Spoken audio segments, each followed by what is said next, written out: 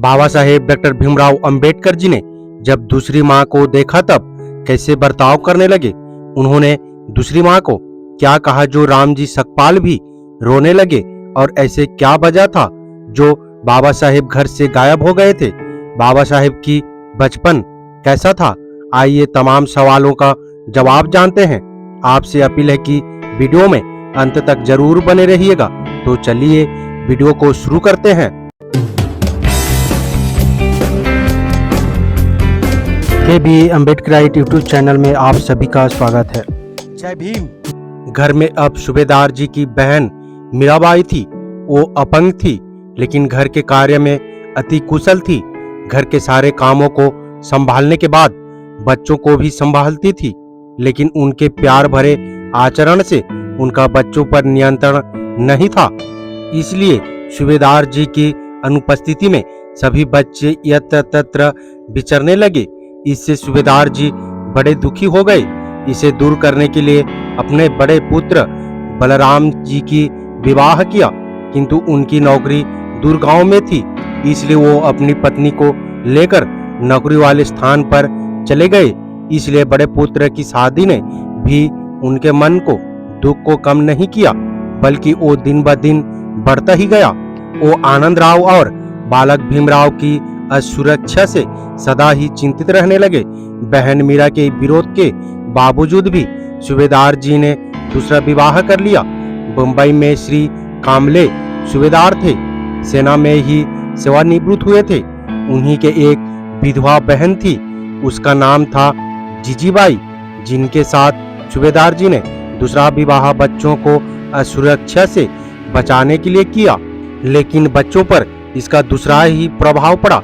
जैसे ही श्रीमती जीजीबाई ने घर में प्रवेश किया, वैसे ही बालक भीमराव ने अपनी दूसरी माँ को पकड़कर कहा कि वह उन सारे जेवरों को उतार दे, क्योंकि वो उनकी माँ के थे।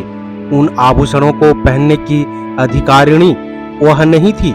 ऐसे कहकर भीमराव जोर जोर से रोने लगे। मृत माँ के प्रति उनके प्यार को देखकर सूबेदार जी भी रो पड़े। उनका विचार था कि दूसरी माँ के आ जाने पर बालक भीमराव की सुरक्षा होगी और उनकी शिक्षा दीक्षा की भी देखरेख होगी, किंतु ऐसा कुछ नहीं हुआ। उल्टे बालक भीमराव के हृदय में सौतीली माँ के प्रति विद्रोह की भावना जागृत हो गई। मृत माँ की याद में बालक भीमराव हर समय चिंतित रहते थे। बुआ जी और दूसरी माँ के बहुत अनुरोध और मनाने के बाद वह भोजन करते थे। बालक भीमराव हर रोज गली के बच्चों के साथ खेल कूद कर सूर्यास्त पहले ही घर वापिस आ जाया करते थे। उनके नटखटपन में भी गंभीरता आ गई थी। गली या स्कूल के दोस्तों से भी ज्यादा मिलते जुलते नहीं थे। कभी कभी स्वयं वो शाम होने से पहले ही घर पर जल्दी आ जाते थे। एक दिन शाम को घर वापिस नहीं आए। काफी देर हो गई। घर में सभी चिंतित हो गए।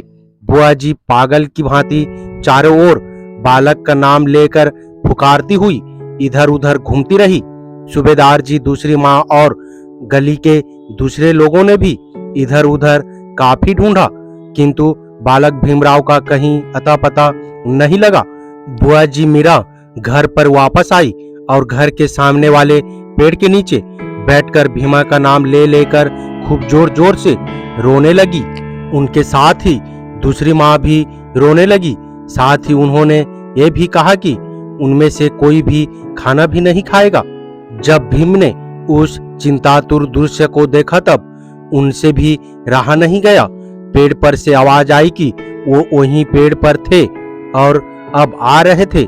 सभी ने आश्चर्यचकित होकर देखा कि उनके प्यारे भीमराव घर के सामने वाले बर के पेड़ से नीचे उतर रहे थे। आश्चर्य इसलिए था कि वह बर का पेड़ काफी बड़ा था और लंबा था। 5-6 साल का बालक किस प्रकार इतने ऊंचे पेड़ पर चढ़ गया और चुपचाप बैठा रहा। उनके इस कार्य से दुखी सूबेदार जी बहुत आनंदित हुए कि आज का उनका छोटा भीम बड़ के पेड़ की भांति बड़ा और महान होगा। अपने जीवन में आने वाली भरी विपदाओं का मुकाबला करेगा। वह आने वाले समय में साहस के साथ सामना करेगा। अपनी देखरेख में वह उनके पवित्र स्वप्न को पूरा करेगा। साथ ही उनके मन में विचार आया कि जिस प्रकार माली छोटे से पौधे को पानी से सींचकर बड़ा पौधा बनाता है, उसी प्रकार उन्हें भी अपने प्यारे भीमराव को बड़ा बनाने के लिए जीवन भर कठिन तपस्या करनी पड़ेगी।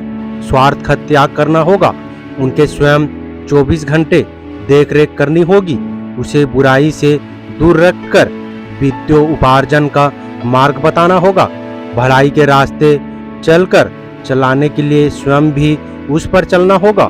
अपने आचरण को सुदृढ़ और पवित्र बनाने के लिए मनसा वचः और कर्मण ऐसा कोई कार्य नहीं करना होगा जिससे उनके प्यारे भीमराव का भविष्य खराब हो, बिगड़ जाए। स्वयं कबीर के अनुयायी होने के नाते उनके आचार विचार में पहले से ही शुद्धता और पवित्रता थी। उनका आचरण घुली हुई चादर की भांति शुद्ध था।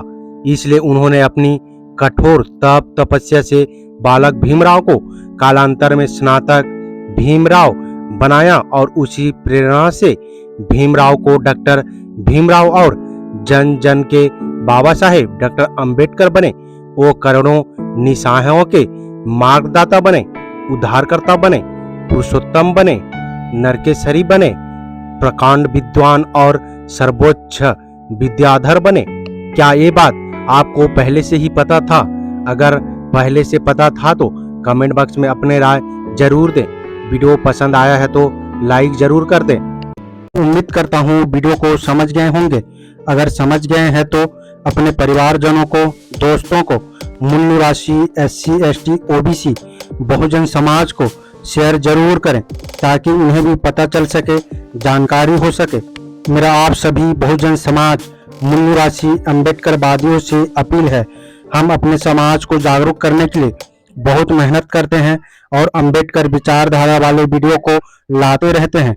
आपकी एक सब्सक्राइब हमारे हौसले को बुलंद कर हमें दोगुनी हौसला प्रदान करता है, मजबूत करता है। इसलिए आप सभी से गुजारिश है कि हमारे चैनल को सब्सक्राइब करके हमें सपोर्ट जरूर करें ताकि हम अगले नए वीडियो डालें तो आप तक नोटिफिकेशन जा सके और कुछ महत्वपूर्ण जानकारी मिल सके। धन्यवाद। जय भीम, जय संविधान, जय मूल्य राशि।